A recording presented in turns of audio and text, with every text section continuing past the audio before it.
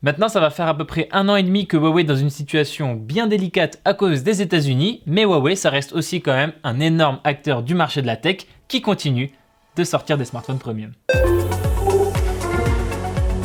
J'ai ici le Huawei Mate 40 Pro qui vient tout juste d'être annoncé. Et grosso modo, on va le voir ensemble, c'est une évolution assez logique, assez normale, mais plutôt quali du Huawei Mate 30 Pro de l'année dernière. Du coup, ensemble, on va voir un petit peu ce que nous concocte ce téléphone et aussi un petit peu les enjeux qu'il représente pour la marque. Déjà, ce qu'on peut dire, c'est que le design du Mate 40 Pro, il est plutôt bien soigné. Franchement, en main, il est agréable, on a des angles qui sont bien travaillés pour pas faire mal, on a aussi un bel écran incurvé et surtout des boutons physiques pour régler le volume parce que je sais pas si vous vous rappelez, sur le Mate 30 Pro, Huawei avait eu cette fausse bonne idée de supprimer les boutons physiques du volume. C'est bien qu'ils soient revenus sur cette décision.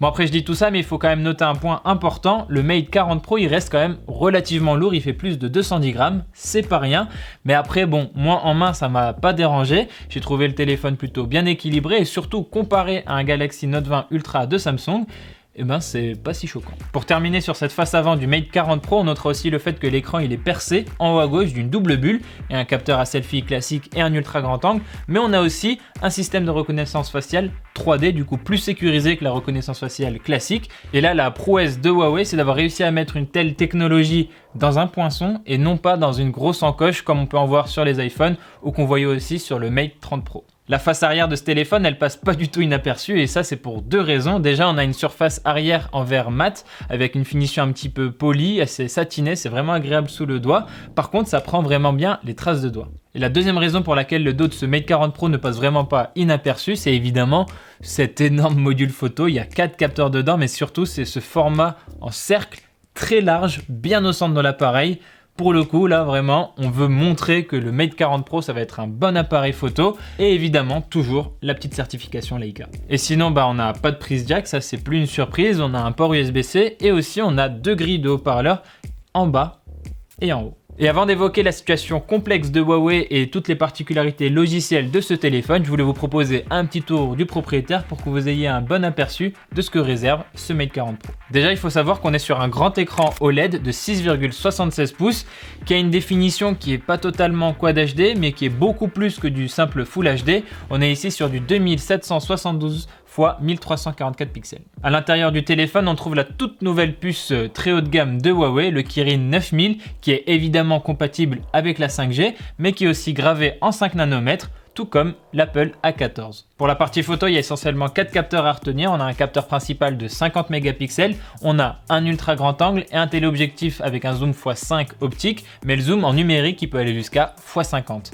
Et enfin, on a aussi un capteur TOF qui va gérer la profondeur de champ et être particulièrement utile pour les modes portrait. Au-delà de ça, Huawei se targue aussi d'avoir mis plein d'autres capteurs, notamment pour gérer parfaitement la colorimétrie de l'image, mais aussi pour optimiser la mise au point. La batterie, elle a une capacité de 4400 mAh et dans la boîte, on trouve un chargeur de 66 watts. On va maintenant pouvoir parler de tout ce qui concerne l'interface logicielle de ce téléphone, mais juste avant ça, j'aimerais faire un petit point sur l'année 2020 de Huawei qui a été particulièrement pourrie. Bon, l'année 2020 elle a été pourrie pour tout le monde, mais pour Huawei vraiment particulièrement pourri. Alors je vais pas re-rentrer dans les détails et rappeler toute l'affaire, mais ce qu'il faut savoir c'est que l'embargo des États-Unis contre Huawei en 2020 il s'est encore plus durci. Et du coup maintenant l'entreprise n'a même plus le droit de travailler avec des fournisseurs étrangers du coup qui ne sont pas américains mais qui utilisent quand même des technologies américaines, et ça forcément au fur et à mesure ça réduit les marges de manœuvre de Huawei qui doit quand même sortir un smartphone ultra premium. Autant dire que c'est quand même un sacré parcours du combattant. D'ailleurs, c'est pour ça que Huawei en ce moment est en train de mettre le paquet sur Harmony OS, son système d'exploitation maison, pour qu'il fonctionne à terme aussi sur des smartphones, en plus de plein d'autres appareils. Mais pour l'instant, les smartphones de la marque ils tournent toujours sous Android. Mais comme vous le savez, c'est du Android qui n'a pas les services Google, du coup qui n'a pas le Play Store, Gmail, Google Maps, YouTube, tout ça. Ici, on est sur du Android 10 open source, avec l'interface maison et MIUI 11. Du coup, comme toujours à la place du Play Store, on retrouve ici le magasin d'applications maison qui s'appelle App Gallery.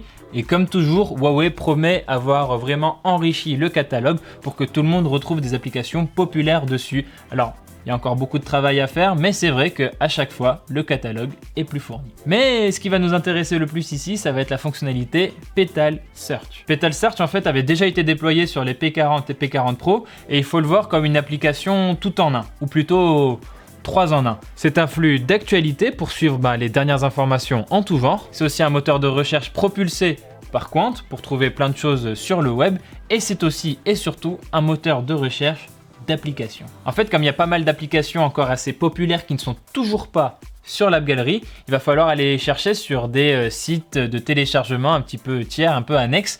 Et là, Petal Search en fait va vous prendre par la main pour trouver ces applications. Donc quand vous allez aller sur Petal Search pour chercher une application, si elle n'est pas sur l'App Gallery, Petal Search va vous diriger vers APK Pure ou Aptoide ou plein d'autres magasins d'applications comme ça tiers qui ne sont pas le Play Store parce qu'on n'a pas le droit d'utiliser le Play Store sur un Huawei.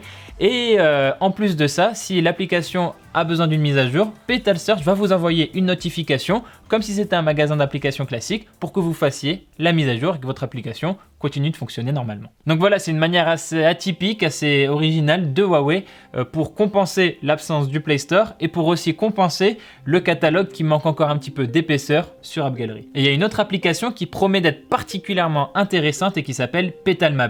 Au moment où je vous parle, on est le 22 octobre 2020 et Petal Maps entre dans sa phase bêta. Du coup, nous, on n'a pas encore pu l'essayer. Mais pourquoi c'est particulièrement intéressant? En fait, Petal Maps, ça va être la véritable alternative de Huawei à Google Maps. On va avoir de la navigation en 2D ou en 3D, des infotrafics en temps réel, ça va marcher dans plus de 140 pays, dans 70 langues différentes. Vraiment, ils ont mis le paquet pour avoir les armes pour faire oublier Google Maps qui est pourtant, on va le rappeler, le service de cartographie le plus populaire au monde avec aussi Apple Plan. Donc voilà, tout ça, ça montre quand même que Huawei fait beaucoup d'efforts pour s'imposer comme une vraie alternative viable à tout l'Android de Google et donc l'Android que nous, on connaît ici en Occident, en Europe. Pour le dire autrement, en fait, Huawei veut qu'on arrête de se dire « Ok, ce téléphone, il est super niveau hardware, mais est-ce qu'il est vraiment utilisable? Bah non, j'ai pas Gmail, j'ai pas YouTube, j'ai pas tout ça. » Huawei veut vraiment qu'on oublie ça et qu'on se dise « Ah, on a iOS avec Apple, on a Android de Google et on aura Android de Huawei. » Et maintenant, on va pouvoir se demander du coup si cette mission que s'est donnée Huawei, elle va être couronnée de succès ou non. Et pour répondre à cette question, il va nous falloir un test complet du Huawei Mate 40 Pro. Et ça, ce sera à retrouver très bientôt sur Frandroid.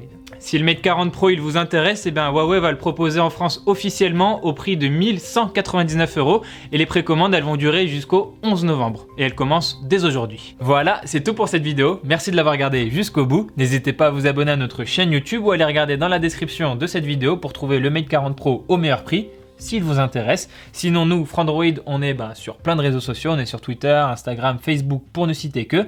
Quant à moi, je vous dis à très bientôt dans une prochaine vidéo sur Frandroid, évidemment.